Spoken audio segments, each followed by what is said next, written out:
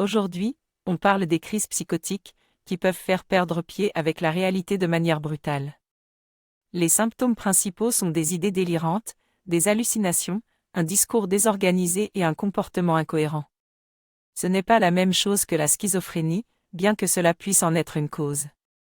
Il existe de nombreuses affections physiques, troubles psychiatriques ou événements violents qui peuvent déclencher une crise psychotique. Il est important de comprendre que la crise psychotique est une manifestation d'un problème sous-jacent et qu'il est important de traiter chaque cause différemment. Par exemple, une personne en état de stress post-traumatique ne doit pas être traitée comme une personne atteinte de schizophrénie. Les chercheurs tentent de mieux comprendre les crises psychotiques en cherchant des liens entre les différents types de symptômes et les pathologies. L'un des modèles les plus connus actuellement est celui de la « saillance aberrante », qui montre que les stimuli saillants pour une personne en crise psychotique peuvent être complètement hors sujet. J'ai appris que la jalousie excessive peut entraîner des pathologies qui affectent notre système dopaminergique et augmentent le risque de crise psychotique.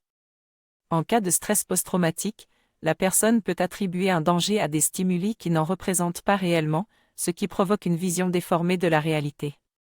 Face à une crise psychotique, il est important d'envisager une hospitalisation pour protéger la personne en crise et ses proches, qui peuvent être en danger. Le traitement pharmacologique est également recommandé à court terme, mais il est également important de trouver la cause sous-jacente du trouble.